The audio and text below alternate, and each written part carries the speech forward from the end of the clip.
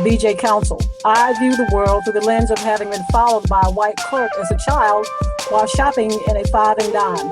I'm a retired police executive and own UN50, which gives guidance on surviving interactions with police.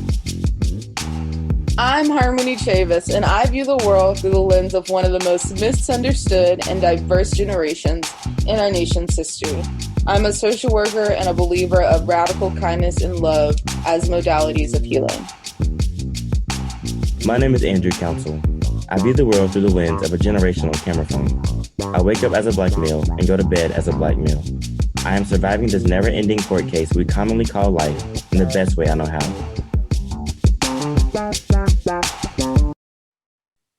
All right, so thank you very much for those that are coming back and listening to us again, and for those of you that are new to UN50.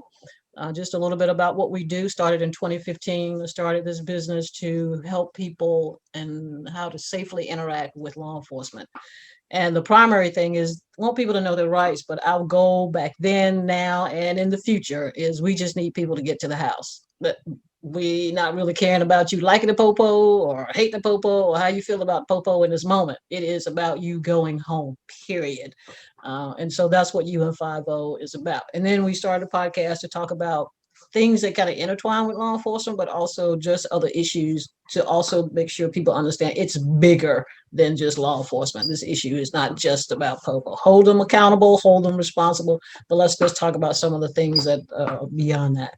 So tonight we have an educator, LaManda Pryor, on to join us and talk about, education and the work that she does and her perspective as an educator.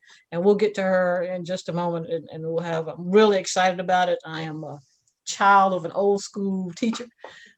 So I my love for teachers is real, and always have said, and more than once, teachers should be the highest paid people in this country because the president can't be president unless somebody teach him how to spell president. That's exactly that's just backward. Yeah, exactly. One of our co-hosts, Harmony Chavis, wasn't able to make it tonight. She's making that dollar, so I get that. So she's okay. But my nephew, Andrew Counsel, how you doing, my man? I'm doing well. I'm just trying to stay holistically balanced. Balanced. Yeah. By the time this is put out on is released, you will have graduated from UNC Greensboro. Congratulations. Congratulations. Thank you. Yeah, we're all proud. All proud. He's going to stay in the Greensboro. There's no going back down to the country. Amen. You're right. You're not right, Andrew. So once you leave, you leave. Yep. I may go back when I turn 75, but before it's a nice place to put your feet up in. No place to live. Yeah, I know, right? Cool. So, like I said, we have LaManda Pryor with us tonight, and she's a principal, and she'll give you some more details about that. But I wanted to bring this perspective in, and like I said, we talk about things that I feel like is bigger than law enforcement, can have an impact in people interacting with law enforcement, and what does that look like? What can we do as a community, and what can we do as a Black community when it comes to educating our kids? And hopefully those of you that are regulars and listen to us, you would have listened to our last podcast that we released with Dr. Waleed. And LaManda, one of the things he said, we all know this, but he has spent some time in prison. He has his PhD. He's been out of prison since 1997, I believe. And he's a doctor, has his PhD in counseling and those types of things. And one of the things he said, and we know this, again, we all know this, is the literacy inside these walls of prison. People are going into prisons and they can't read. And he actually rattled off, for those of you that listen, he said the three things that are pretty consistent inside the prison walls are poverty, lack of education, and mental health. And that's what's inside the walls. And I think we also know that most of them look like Black and brown folks.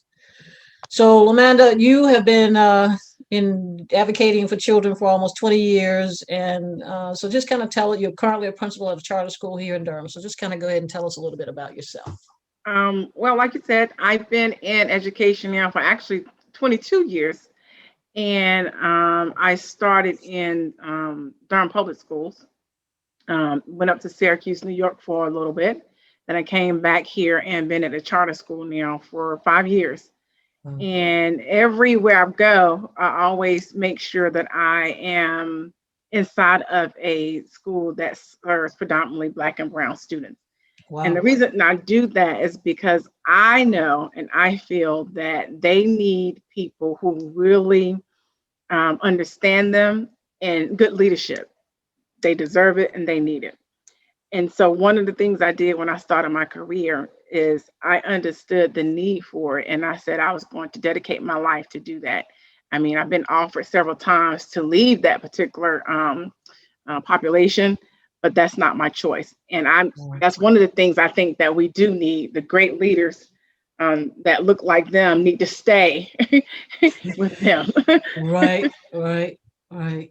Wow. I mean, we just, if you listen to Dr. Waleed, LaManda, you just said something that he just kind of talked about. You're walking your walk.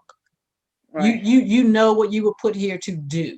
You're like, nope, I don't need to go nowhere else. I know where I'm supposed to be. No, it's And then supposed to be. and I mean, I just appreciate people recognizing what the spirit put where he put you, where he put you, and what he told you to do. I think I was kind of born into it, BJ. My dad been involved in Yeah. community work for many years. And Yes. so from a young girl, I've been involved with the community and just understanding that I always believe I am my brother and sister's keeper. And Yes. so I just try to give back. Right. Yeah, she mentioned her father's name, who is Harold Chestnut. He and I worked together at the when I was at the Durham PD, and I always give him a hard time. He's a good man. He's always trying to do stuff for the community, and so I love Mr. Chestnut. One of the things in your description, I want to. Oh, let me. Sorry, I got a question I usually ask folks in the beginning. We have all survived 2020 and COVID. So having done that, who are you now, having gone through that? And still, we're all still going through it, but at least the year of 2020, who is LaManda on the other side of 2020? I think I'm more grounded. Before 2020, I was doing and trying to be everything. I was in every organization, well, a lot of organizations, not everyone, but a lot of organizations. I was never could say no. Some nights I was tired. I was up to 2 o'clock, still trying to do my work that I was doing, and just being all over the place. But when COVID hit, you had to stop. Right. And in that stopping, I became more reflective of who I am as a person. And I listened to your nephew say that, that holistic. And I really began to better myself holistically, because if I'm not good, then I can't pour into anybody else. And so I think I'm a more reflective person, understanding who I am, my purpose, and being able to say no, learning to say no. And I can appreciate that. Yeah, yeah, that's kind of where I am a little bit too. It's like learn how to say no and take care of yourself and be Take like, care of okay, yourself, man. yeah, because you cannot help anybody else if you down. Can't help nobody else if you down. No. Thank you. I really appreciate that. So I wanted your description that you sent, and folks will be able to see this on when we do the show. You describe yourself. You thrive as a transformational educator. Mhm. To kind of explain that, what does that mean to you? And when people hear that word, what does that mean as an educator? Well, ironically, I think a lot of educators who are doing this work kind of understand what I'm speaking of, because my education career, I grew up in like Title I schools, and Title I schools is based on your lunch number. So you have a lot of kids that come to you in poverty, and those schools can be tough. There's a lot of different challenges that goes on in those schools. And so I think I kind of fell into that work. I had a great mentor, and I always give Rod Teal credit, because when I came up, he was already a principal, but we learned how to do the work to transform schools that often have a lot of challenges. And I say I fell into that work because that's one of the things that I've been recruited for since I left Durham Public School the most. And Wow. it's always, for me, it always goes back to knowing the people you serve, understanding your community. And so when I went to Syracuse, I finished a program that actually specialized in transformation principles and leadership. And so now I have taken taken those principles that I already had learned just on the job, put it with some book work, and then now I just kind of implement it all the way through. And Wow. transformation is just that, just going into schools, kind of taking them from where they are and trying to change a few things to make them great. Wow. Well, you know what? I can see why people want you to come back to Durham Public School. I mean, if that's what you're doing, to try to, transform I some of don't the know. Durham school. Public School probably wouldn't want me now because I'm kind of radical. So she radical. I'm not gonna stay quiet on things I know and policies that are not good for children. Right.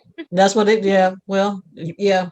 But that, you know what? Do that stuff outside, rattle that cage outside, though. You know what I'm Yeah. saying? Rattle that cage outside. But I mean, they do. Everyone does good work. Everyone's trying to do their best. Yeah, Don't get me yeah. wrong. Durham Public School is a great place. Yeah. Yeah. I mean, not, but yeah, I get that. And I know they are. There's a lot of good work going on in these schools and difficult work.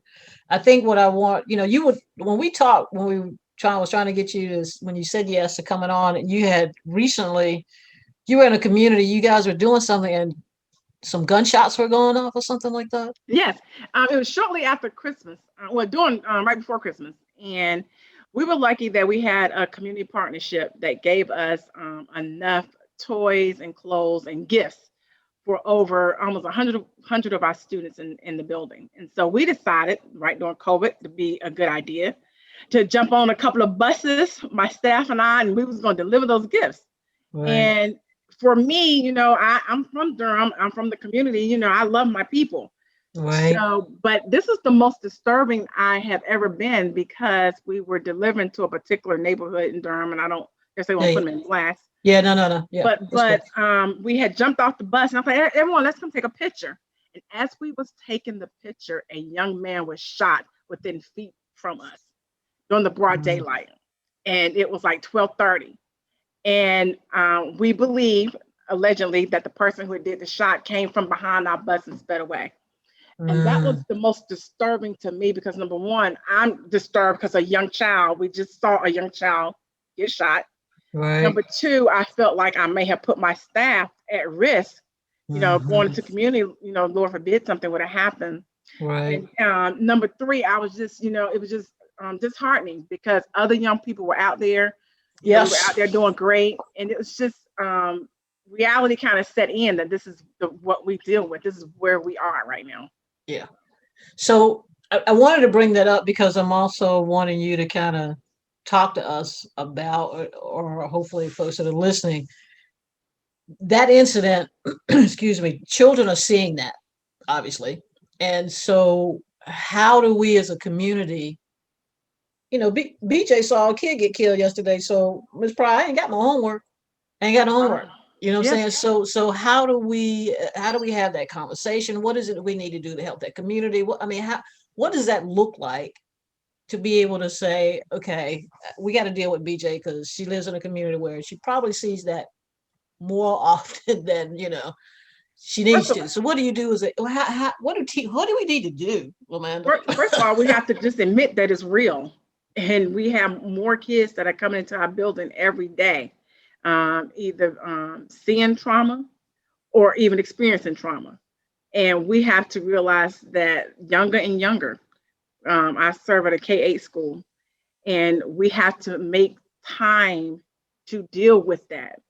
So when I say that social emotional learning is so important inside the school that it needs to be included in your everyday instruction.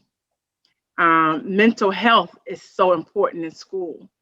One of the things that I always work on is like my suspensions for me, and out of school suspension is a big thing that I don't like to do, and I don't do unless it's some of those you all know there's some things people just have to be suspended out of school for. Right. But I'd rather deal with it in house because you're trying to change the mentality or teach them how to deal with what they're dealing with. So inside the school building, you have to have empathy. You have to include social and emotional learning from staff to students. And you have to still realize that the school should be the hub for the families, because you have to deal with them all. You have to deal with the families. You have to deal with the students. And so for us, what it looks like, even from the early morning, we do something called morning meeting. And that morning meeting can take on all sorts of things. It can be from just greeting each other to dealing with something that happened on the news, because the news right now is so powerful. I mean, they're just seeing all these things happening, all these murders. So it's such a conversation. And then you get people talking about, oh, I saw someone get shot last night. And so that sparks conversations, but it creates a safe haven for kids just to be able to start communicating. That's the first thing we do. And then the second thing we do is partnering them up with people in your building that they can talk to, because kids need to talk, but they need to trust you. They are the most untrusting people to be so young. So you have to gain that trust. And once you gain that trust, you can use that to, I always say, teach them how to deal with their emotions. Sometimes when you don't take the time to teach them, because sometimes they're not getting it at home, they're not seeing it because, some adults are still trying to learn how to deal with their emotions. Yes. So I think the school has to take the extra time to teach them how to deal with their emotions. So when they get out there, they're making decisions sometimes that's better. They have learn how to cope, because coping strategies is more than just, coping what's going on at school. We're teaching them coping strategies what's going on in society and at home. So it's an ongoing, it's ongoing. And then the mental health piece is so prevalent and so important. And when I say mental health, it has to be, I keep saying a holistic mental health, because we even do things like mental breaks, meditation. We're teaching our Black and brown kids how to meditate. Yes. Calm their own self down. I even start my own staff meetings with a minute of meditation. And that's just that, that holistic body approach with, learning, centering yourself. And so just teaching those strategies to kids from K-8. We do grateful journals. And you'd be surprised. You'd be thinking what they have to be grateful for, especially some of them that come from poverty. But when you have them begin to think of small things to be grateful for, it spins the picture in their head. And so it's so many things that we do for social emotional learning. It's a holistic approach. So society, I think, has to be open to really realizing that it is an issue and it's a problem. And I hate to say it, I know I'm probably talking a lot, but no, you preaching, teacher. Our parents need help. A lot of our parents need mental help. They need financial help. They need medical help. A lot of them need help. And what happens is they do the best that they can do, but sometimes they're falling short as parents. So when I say that the school has to come and be the hub of the community again, we're going to have to be the hub of the community. And so when I say mental health, we have a therapist that also can give some family help, going out, connecting, talking with families, still knocking on those doors and trying to connect the families with the resources they need. Because until I can help heal the dad or heal the mom or help treat them, then it's hard for me to reach my students. So it's like a holistic, a whole family approach. And sometimes if a student comes to your school that day, they, like in my building, they might not get the lesson because they're not gonna be able to receive the lesson. Right. They can, if you just saw someone get shot last night, how can you really concentrate and you in the third grade? Right. But yet I'm gonna make you sit down in that classroom and listen. Are you really listening? It's funny, and I say this because I had a situation. It was just last week, and it was funny. A young lady who I have built a relationship with, she's in 6th grade, and she came to see me in my office. And for some reason, I was busy, and I was like, "I get to you, I get to you, go, I get to you." But when I got to her, it was just last week. It was almost the end of the day. She unloaded about a murder that she saw the day before, and she saw the body being picked up and put on the stretcher. And she was so upset about it, but she didn't want to talk to anyone else but me. Now, I have other people in my staff that some students have because they want to have a person. It's not always me. It's not always the administrator. Right. Whoever. But she needed to talk to me. And once she started talking, she unloaded everything. And I felt bad because I feel like I should have seen it earlier that day. Right. But Right. I followed up. So all day she didn't really focus. She wasn't focused. Her thing was, I can't focus until I get to talk to Miss Pryor. so, Right. so I'm teaching my teachers on how to pick up on those traits. And what do? You know?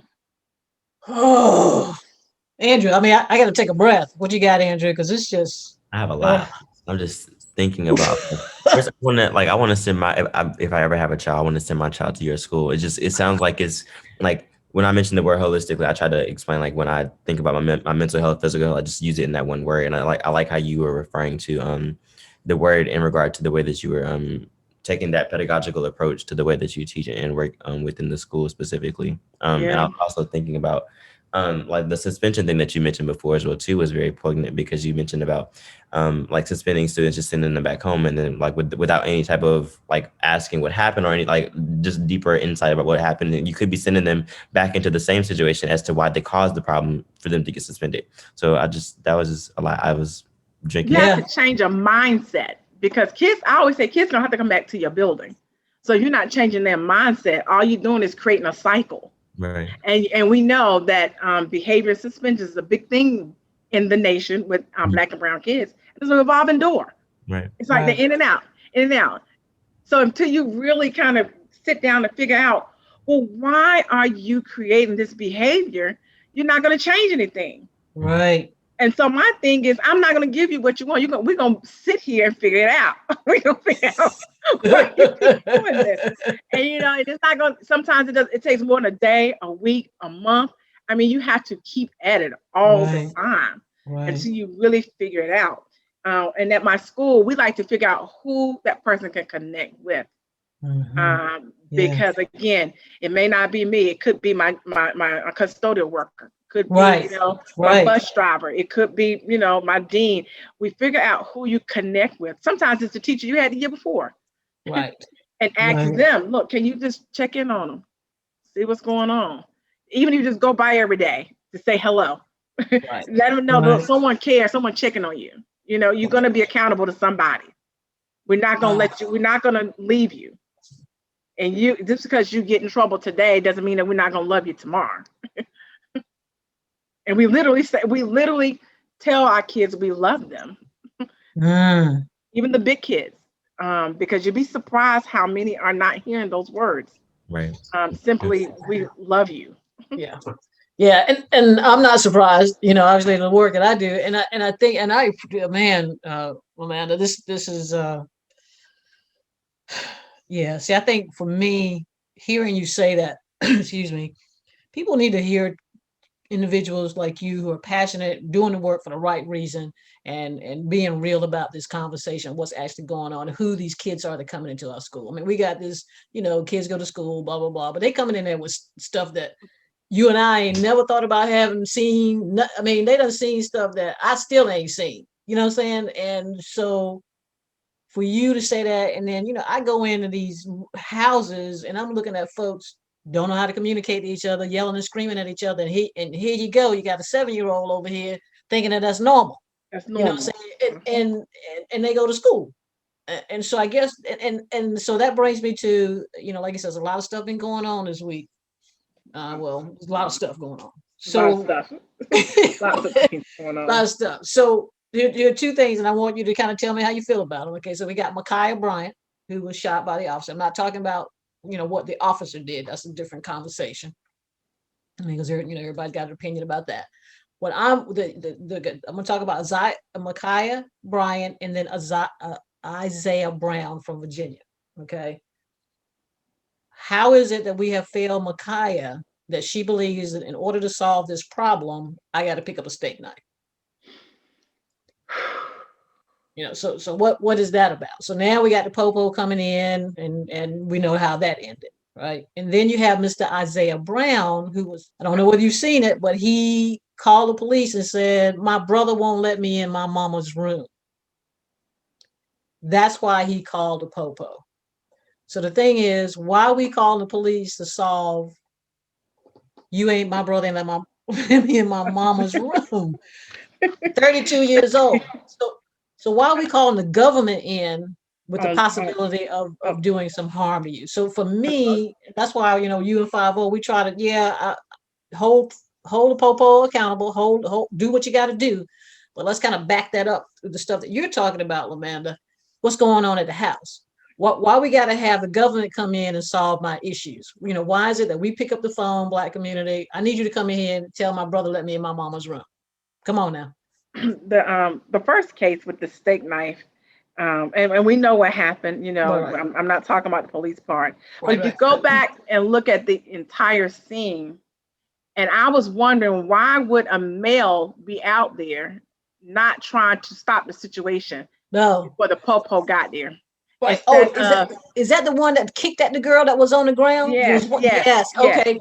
But yeah, I didn't even, So yes. when you look at the whole holistic picture, you're like, how did a situation escalate that far with females that even a male couldn't try to stop it, but was involved with escalating it? Right. That's the first thing. I don't know what led up to the young lady, grabbing a knife, and I feel for her family. Yes. Oh, yes. Um, Definitely. Definitely. but I don't know what was so serious that led to a fight to create her to react with a steak knife. And this is one of the reasons why I try to teach my kids at a young age. She was 16, I think. 16. Yeah. Yeah. Mm-hmm. How to cope with your feelings and how to react. And it starts young because kids see these behaviors of parents Yes. reacting with anger, Mhm. parents reacting with abuse, cursing, Mhm. and they become products of their environment. So Mhm. at school, it starts with teaching them. That's why I always, it seems funny, but teaching them how to cope, take a breath, breathe, walk away, trying to teach them and change that what they have been ingrained in them. Because I know once they leave me, I know what the results can be when you get out in the Right. community. Right. Right. Um, and it was so big that she felt that she had to go into this fight. But when you look at everyone around them, everyone, I mean, it was like we felt all of them around there because everyone was in this disarray that really was a sad situation. Yes. Yes. That it had to get to that point. Yeah. And then, like you said, and I appreciate that because I'm just looking at, I was looking at it from, how did she get to this point where you brought this whole thing? What? There was more, it was a lot of other people there. A lot of other There was a people. lot of other folks there, and then so I appreciate that. Just you kind of widen my perspective on that. There was But a lot of other but folks and there. I'm gonna touch on this a little bit, and it may step on some toes. Where I was going is that we have some parents who um, make the situation worse. They teach their kids how to react that way. It's okay. Mm-hmm. Oh yeah, you. And they come into the schools, and Mm-hmm. sometimes they try to tell you what the kids should have done and should not have done. And so when kids sing like that, it's okay. They learn that Right. that behavior is okay. My Mm-hmm. parents expect me to act this way. Or Right. parents come into the schools and act that way. Children see you act that way, so they're gonna continue to respond that way. And so That's right. sometimes that's a learned behavior. And so Mm-hmm. parents don't understand that you can contribute to the way your daughter have reacted sometimes, Mm-hmm. or your son. Right. Yeah. And I I mean, hate to say it, but we see it. People see it all the time. wow. Um, yeah, yeah, exactly. And so um, I see he did. Some people they do say they come in, they be like, if you're gonna get into a fight, you better win. They Right. say that. I don't Yeah. care. I mean, she had no business. I mean, it could be people want people to fight now over words. I have parents telling their child to fight over words. Wow. Over words. That's a powerful thing. So you're teaching your child, oh no, she said something about my child, so she should have hit him. I'm like, it boggles my mind. Yep. So if you have that type of, and I'm a K-8 school, and I'm sure I'm not the only one out there in the country. If you have that mentality going on, when they get to 16, that's what they do. Right.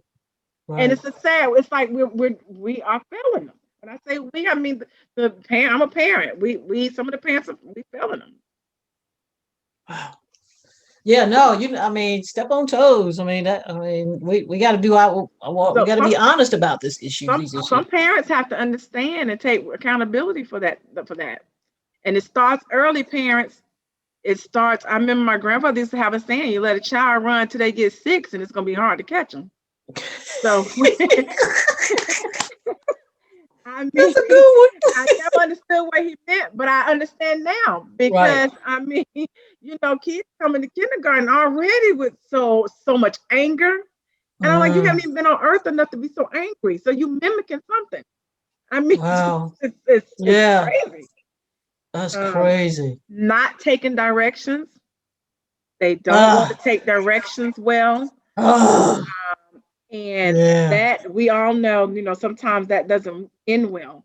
No, it Not, doesn't. And yeah, I'm not talking yeah. about the times where it's not there, but sometimes it does not end well when they Mm-mm. can't take directions. No, Um, no, not at all. And actually, that kind of they got to do the plug for you and 5 up, and that's why we say comply then complain. And man, I get pushback on that. Well, why should I comply? mm-mm. Well, all I'm telling you is you should comply, because if you don't, because we already know what's going to happen if you don't. Because you might run up on another Chauvin, and then here we go. Yep, So exactly. my thing is, and just I don't know what I've mentioned before on my podcast, but I've talked to a buddy of mine. He's a crime analyst for Durham. In Durham, traffic stops to include a ticket ain't but 20 minutes of inconvenience. I figured you can check your emotions for 20 minutes and get through it. And if you don't like what they said or did to you, you can complain later. But 20 minutes is basically the average vehicle stop in the city of Durham. I, Check your emotions for 20 I minutes. always teach my kids: is it better to be right or better to be alive? Right? Look, one of my guys said, I know you want to be right, but I don't want you to be dead right. Exactly. And so that also goes back to teaching kids how to advocate for themselves, Mm-hmm. because you in that moment is not the time for you to advocate. The proper way to advocate is going through the proper channels and the proper avenues. And the Mm-hmm. proper avenues is not to be advocating right then and there while you've been stopped by the cop. The Right. proper avenues is, get the squad number, figure out who you need to file your complaint or whatever you need to do. But Yeah. in that moment, your major thing is to get safely where you need to go. Exactly. But that whole thing, Amanda, about being the hub for the family, that you're doing work as to how to recognize and how to have these conversations. Just to recognize those emotions and what to do with it. That's just huge that your school is helping with that, because that translate beyond you and as they go through life, because now they go, oh, there's another way. You mean I don't have to yell and scream, or I don't have to put my hands on folks? Mm-mm. That's just another tool in the toolbox. It's another tool in the toolbox, and it's funny because we get a lot of parents that other schools have kind of kicked out. And so, but Right. we work with parents too. We actually work with parents too. I'm not going to let you abuse my staff and myself, but we're going to work with you too. We're going to let you get it Wow. all out, as long as you're not touching any of us.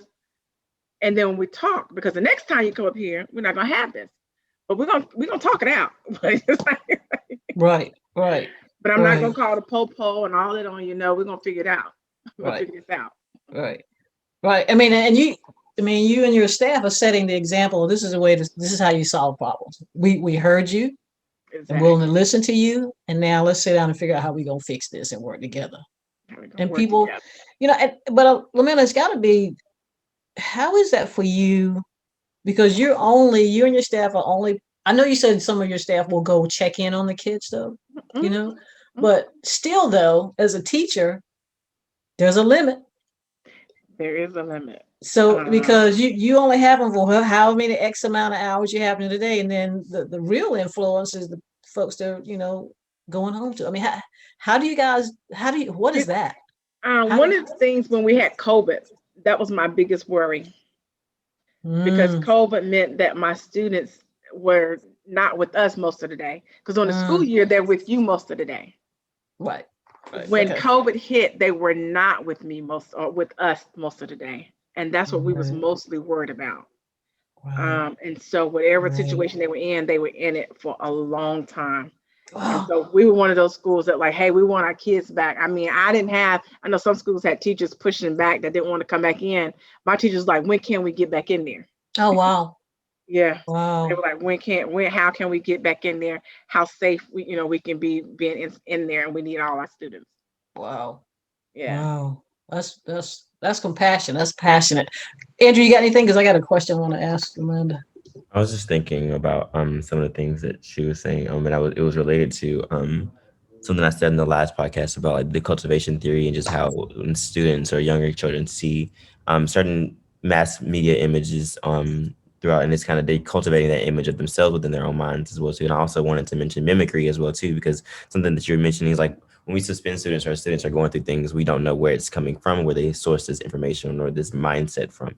So it's like they're mimicking whatever they're seeing, whether it be in their household, with a distant aunt, uncle. Like I feel like that's something that I guess we don't talk about a lot, just in public schools, especially because we always just assume it's straight from this one child. This is the problem child, but it's like where are they getting the quote unquote that you're calling problems from? Right. Right. You're right. Right. You're so right. um, um, Kids mimic a lot of behavior that becomes part of their behavior patterns. Right. Mhm. Yeah. And yeah, my producers they're passing down trauma. So hurt begets hurt, right? Yeah. Hmm. I mean, that's just true. I mean, we all know that, but when Mm. people like, educators like yourself, when people, I think people need to hear that because it's kind of like doing police work. Sometimes people don't really understand what it is that we do. And then we start telling these stories like, oh, yeah, I know that. And then when people like you are dealing with these kids that unfortunately sometimes end up in our system, Yeah. when they hear it from your perspective that you're seeing this, it's bigger than a popo. It's bigger than it's holistic. It's It's a whole the entire family is traumatized. Somewhere something happened to all of them to create all of this, them. and this child is just all of that. And then on top of that, whatever else is going on. We are part of a group called Peaceful Schools of North Carolina. Mm. And it's about 7 schools, maybe 8 schools around North Carolina that's involved in it. And I am the only minority school that's involved in it. And Wow. it's sad because Wow. it really teaches, and that's how we've gotten so good at it, the social emotional learning piece. And what does it look like? It even goes down to even grading, even understanding grading, your grading system, and how that can break a student or make a student. It's so deep. You have a student, like you say, if a child is going through something for a whole quarter, whole semester, we're gonna have to create another way to reach that child and educate them. So you're gonna have a little bit more empathy when you're trying to grade them, because for them, you giving them an F at that point, they don't care because right now Right. you're not the most important thing to them. Right. Right. Right. Just, So, just understanding that.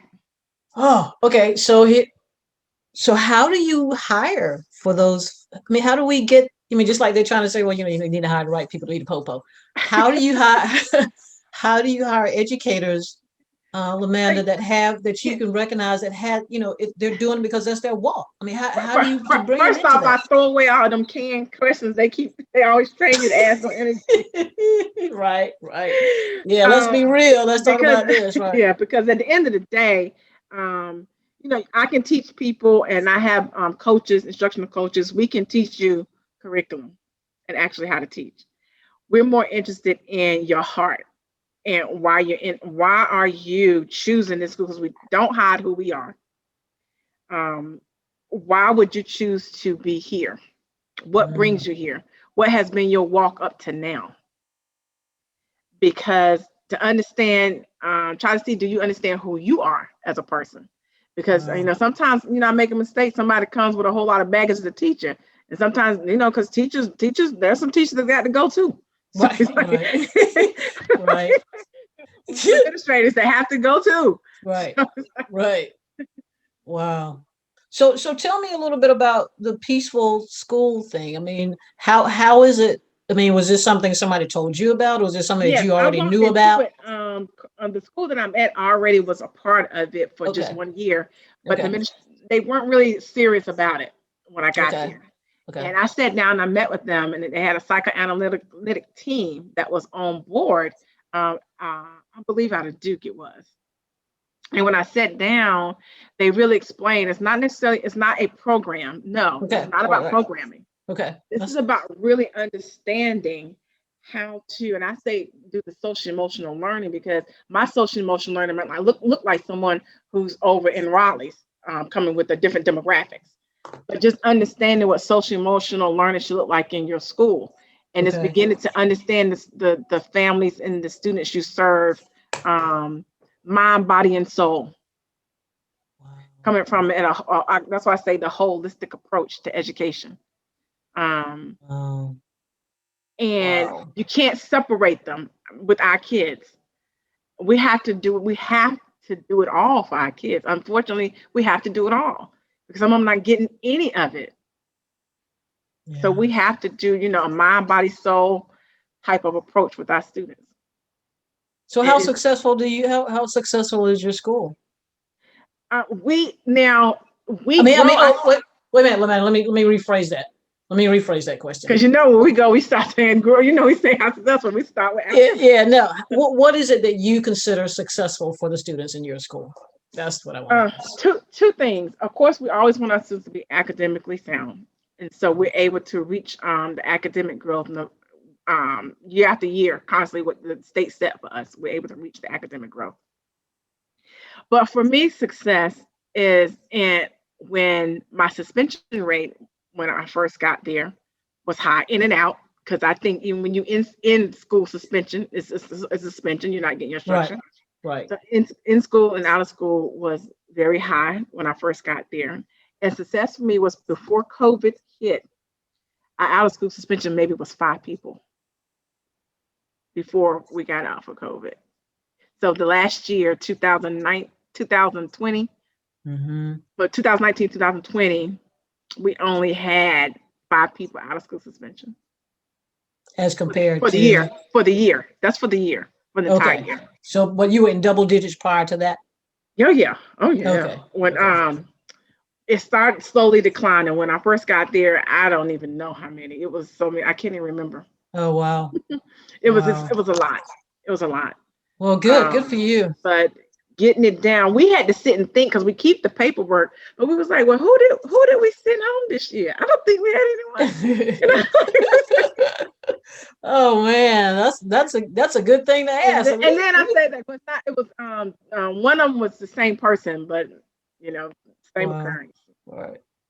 Wow. That's so how do we get the community to understand that I mean, I know, you're at a charter school and again, I'm not bashing Durham public schools, but No, it's just about, for me, how do we help if nothing else, help parents get more involved or help them understand that you can go to your schools. I mean, how do we make it so the schools look to the community like they're going to be helping? I you mean, know what? what is that going to take? I'm gonna be perfectly honest. Whether I'm in charter school or in traditional public school, one of the problems is that the focus is so much solely on what the scores are on assessments Right.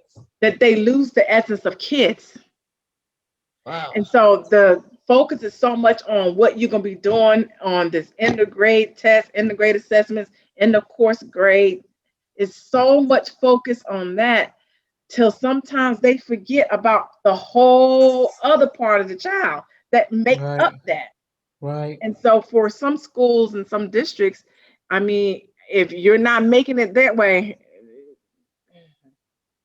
some of the resources and stuff don't go.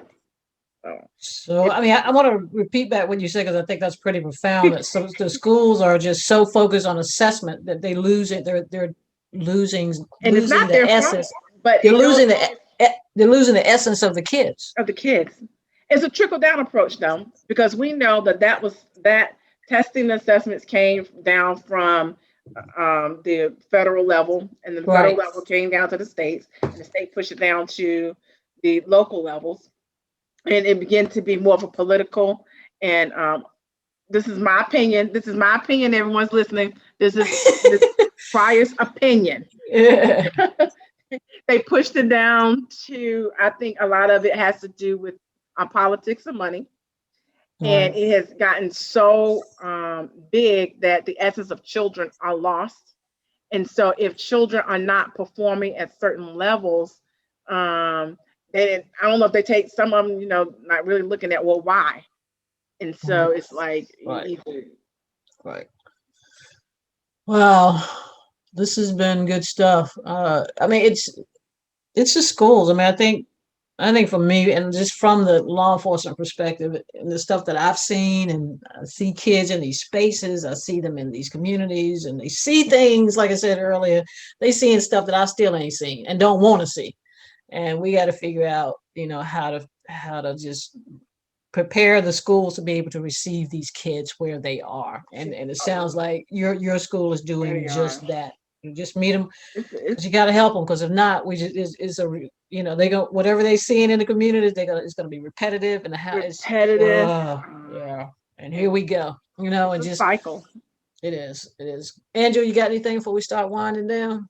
Not that I could think of. I was just listening. Like I always, sometimes you just soaking as a sponge, but I really I enjoyed know. He always says that. I got to beat him in the head. It's like he's always soaking up stuff. I got to get him to start asking more questions. But Yeah, I know. Because I see but his yeah, mind you whirling. I'm like, yeah, he is his grandmother's son, because grandchild, because she's, like I said, an educator, so she poured and poured and poured. So wow. he's the kid that was the one that would look at another kid and say, "You need to be quiet," while in the classroom. yes. That's kind of who he is. So yeah, all of that. So one of the things I want to ask you is, what would a judicial system, because we're obviously talking about law enforcement and interaction with the popo, but we're also talking about the system as a whole. What would a compassionate judicial system look like to you? Um, I would like to see the judicial system start at lower age. I think we can't wait to. I know fourth grade sometimes is where they kind of start. I think we need to go down lower, because by the Mm, time they get to fourth grade, they've already formed so many different bad habits. Um, I think we need to, and I say start lower because you can create that bond of trust with them at a younger age between the two. Because some kids are coming up not trusting the traditional system just from what they've heard and what they've seen.